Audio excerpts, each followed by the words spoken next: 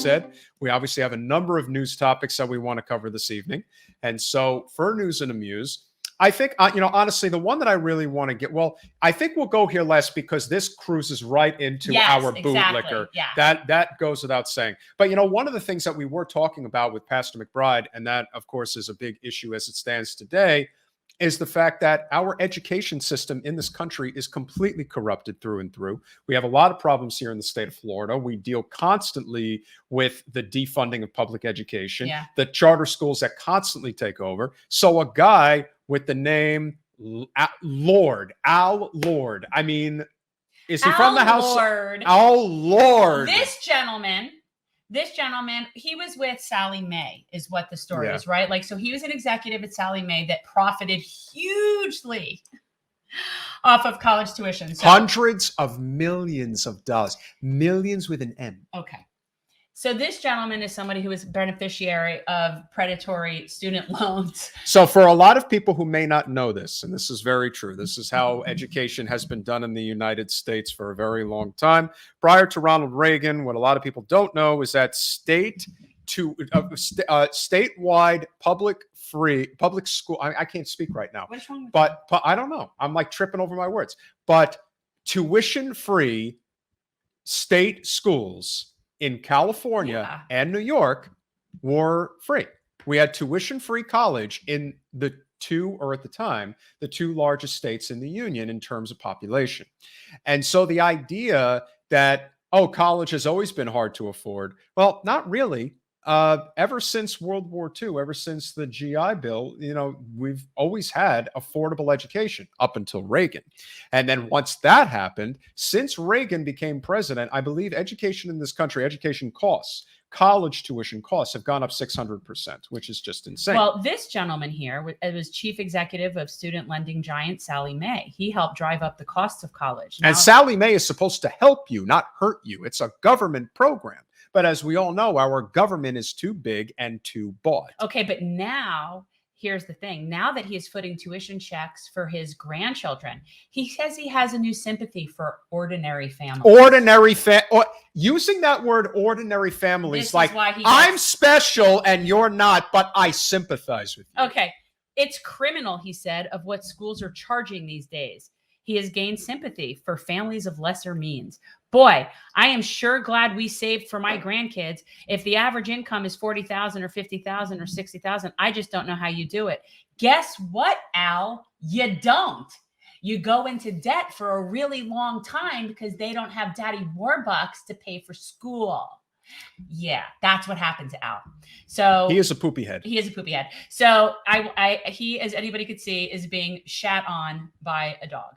Because he deserves to be shat on. It looks like a combination of Lou and Sophie. I have to say that dog that you chose is definitely. It's kind of like, Yeah, it's a combination. So the irony is that for many years, Sallie Mae was the government's partner, and Mr. Lord's business model, an unusual blend of capitalist finance and government subsidies, depended on those tuition increases. Mr. Lord acknowledges that many of the universities that charged high tuition were also effectively part of Sallie Mae's sales force, and a few profited so handsomely from the tuition increases. Mr. Lord now resents. At Sallie Mae's zenith, he said, his stock holdings were worth more than $300 million. $300 million. Boy, isn't that nice? Just screwing over regular people. And listen, it's a racket. I know it's a racket because I work in it for a living. I know what these institutions do. These costs for education has a lot to do with the entrenched bureaucracy that exists there. A school that has 3,000 student body doesn't need a dozen vice presidents, if you catch my drift. And so just people suckling from the teeth. 100%. And it's, again, and this is one of the arguments that a lot of Republicans have against Democrats, because this is a Democrat machine type issue here. Education at the state level should be tuition free. If you want to be the best of the best in the world, you have to give everybody the opportunity to succeed. And we do believe in meritocracy. But That's not meritocracy. That's oligarchy, and it's intentional. And the idea that this guy is so, and again, when we say that they really live in a bubble, they do live in a bubble. He is so stupid and so removed from reality that he thinks that he is having some type of a revelation here. I know he's sharing the fact that he is so self-clueless to share this publicly and not realize what a douche he looks like is just the lack of self-awareness is suffocating from this Well, person. it's like it's like some of those really wealthy. It's like Pelosi. No, it's like these really wealthy investors on Wall Street who compare taxing the rich to the persecution of the Jews in the Holocaust. Right. It's like this complete illogical response to reality. Speaking about the rich. And speaking about the rich, well, he has to. He has to come and he has to let everybody know. So Donald Trump is keeping the money. You want to talk about that? The only reason I'm keeping the money, believe me when I tell you, is because I legitimately got it. Remember, it's very important that you understand that I didn't take it directly. They donated the money to stop the steal. We stopped it. They stole it. What can we do? So and then you're keeping the money. So I'm keeping the money. It's not illegal. It's totally not illegal. We did what we could. We used all the money that was necessary to stop the steal. Turned out it wasn't much of any at all. And that's okay. Because like I said, you were making America great again. That's the slogan. Remember, 24 is not that far away.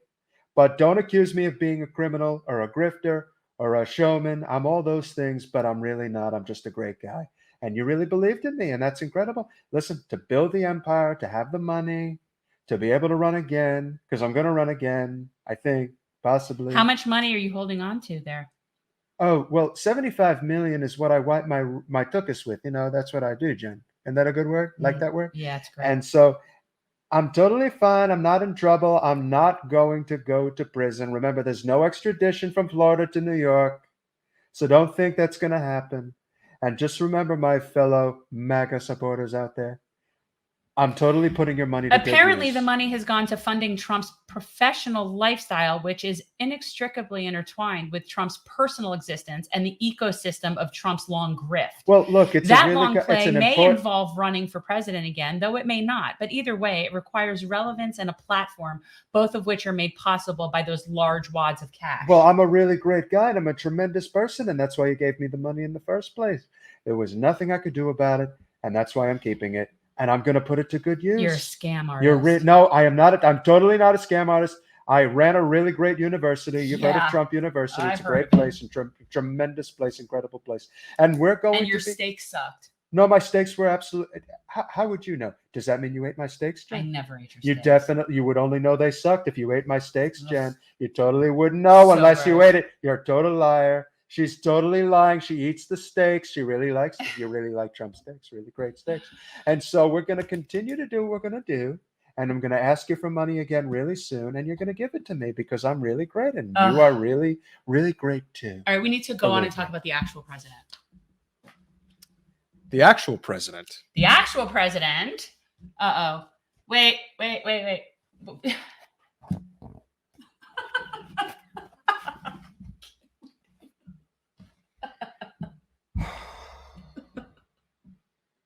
Why would you wake me up, man? I'm tired. I want to go to bed. Why you gotta be by me, man? You know, somebody... Is this true that you're spreading information about, or that's saying that Russia is spreading misinformation? Putin's a terrible guy. All right. Well, the headline for people who aren't looking says, Biden says Russia's spreading misinformation ahead of the 2022 elections. That's a lot. You know what? Come on, man. That's a lot of malarkey. And so what I'm saying is the alternate headline is... You people are really, really wrong. You know, the Russians, Putin, rigging. Let me explain this. So the alternate headline, Joe, should be Dems churn Red Scare in anticipation of huge loss. Because yes, Joe, the problem is going to be that you're going to lose hugely. And now you're coming up with excuses as to why that's going to happen. You're just setting it up so that you can blame somebody. Why does everybody think we're going to lose, man? We're not losing. Yeah. We're just trying to stop the Russians. Can everybody say President DeSantis? Who? Well, anyway, I'm still trying to get used to this whole president thing. They told me that we bombed Somalia. What's that You all bombed about, man? Somalia, Joe. I didn't bomb anybody. That's true. You probably didn't know. Well, no. I mean, they tell me that I'm bombing all these random places. I don't even know where they are. But what man. I'd like to do is really talk about this Red Scare situation. Like, seriously. I'm really scared of the color red, so of course I'm going to be scared. You never see me wear red. I wear blue. I wear blue all the time, man. So what exactly is he saying about about Russia? Like what is the premise here? Well, look, here are the facts, Jack. When I talked to Putin, I looked directly into the camera. I said, "You're not going to mess with us anymore, man." And everybody believed it.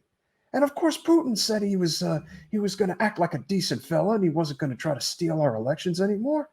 But now he's getting back in the saddle and he's going to try to screw us over, man. We can't allow that to happen. That's a really bad idea. You don't think that's a good idea, do you? I want a fair election. You're not getting a fair election because we're not a fair country, but it has nothing to do with Russia. Oh, come on, man. That's terrible. You can't say that. I just did. America's the greatest country in the world, man. It made me president. Can you believe it? The fact that he's dangling this out there is really actually frustrating to me. I'm sick of the red baiting. I'm sick of the red scaring. I'm sick of the othering. I'm going to dangle what I have to dangle, even if it's something that is hanging really low. Seriously, right now. can we talk about this? Though? No, it's hanging really low. Okay? So anyway, I got to get back to bed. Let that other guy come and talk. You know, the other Biden, whoever he is. Yeah. No, seriously, this is important. I mean, I don't understand this whole red scare thing again, other than they're just obviously preparing for the loss that they're anticipating. I think if you're going to look at his record, and this is something that I discussed with Jen before we came on the air, there is no question that if there is an area, a major area where Biden is absolutely worse than Trump, it is on foreign policy. It's true. This is not even up for debate. Now, if you want to say that the real reason why he's worse is because his mental incapacity is allowing the generals or Blinken or whoever to be making these foreign policy decisions. We just bombed Somalia. Yeah. And why? The country Twice, is 70% below the poverty line and half the nation lives as nomads. They don't even have a home. These are just people. That's who we're bombing. Yeah, that's who we're bombing. Why? Because apparently there is a growing Al-Qaeda chapter in Somalia. And Al-Qaeda why is that? Chapter? You make it sound like an Elks Club. Well, I guess it's what you would call it, but it's they're they're an Islamist extremist Islamic group. And so why is that? Because when you have a corrupt government that is not serving the people, that's how groups like this are able to grow. Is the solution to the problem bombing them? Or could it be that it is becoming a barren place to live because of runaway climate change? It is a climate crisis. The droughts are unbearable and the heat is even worse. And they have no way of making money. So why not enact a Green New Deal all over the world? Because that would obviously be a lot more effective. And John's right. And bingo. And this is a big point. Like, I was thinking about this a lot, right? So if you're someone and you're born into one of these places, you're just born there. Your parents have you. You're born in a place that is just suck. It just sucks. Your life sucks. There's no food. Life sucks. And you're being bombed at. And the bombs land and they say Raytheon on them, made in the USA. Right. Right. I'm going to think that you're going to grow up not particularly fond of the United States, maybe even wanting some sort of vengeance. And it's completely understandable to me. So it's sort of like we're the ones breeding this repeatedly. It's just so clear. It's just so It's clear. not hard to see. And again, I do feel bad because so many people have to suffer for this. But remember, the only reason why Joe Biden is president is because the powers that be simply could not have Bernie Sanders as president. No, we can't have that. And that is the great reckoning that is going to happen in politics. Maybe not at the top, but it's going to happen from the ground up. I just hope we don't run out of time. That is probably the issue of the day. And so whether it is Trump, terrible, or whether it is Biden, terrible, we are losing. We are not winning. So when I see a liberal true bluer online say, well, you know, Trump, who cares? Oh my How God. about The this is bad and we have to fix it? Not, well, you know, it could be worse. I don't want to live in a world with it could be worse. Well, and in Florida, we know that better than anybody. I want to live had in a Rick world. Scott. I want to live in a world of possibilities. I want to live in a world of the positive.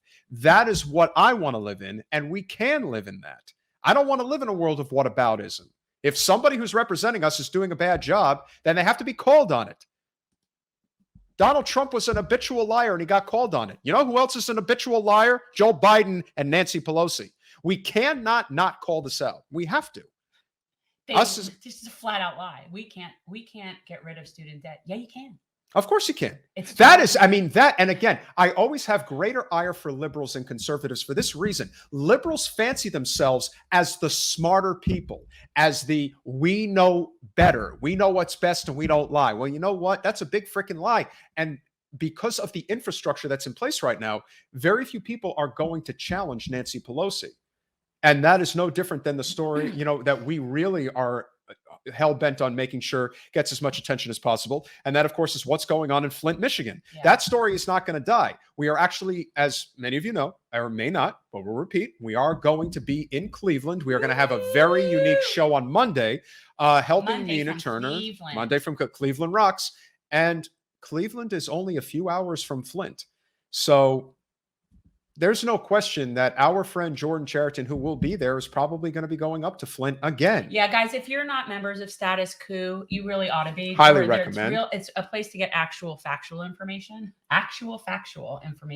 So can we talk about the Simone Biles thing? Because I have some things to say about this. I think this is a very important story. And again, this gets back to another issue that no one really talks about. It's two specific issues. Number one, it is the mental health crisis that exists in this country that doesn't get talked about enough. We do not have universal health care, which is how you would deal with the mental health crisis in this country. And the second component to it is the overbearing pressure that is put on athletes, especially athletes at the highest level, where you may not have mental illness to begin with, but you could be driven to it by this relentless pursuit of excellence.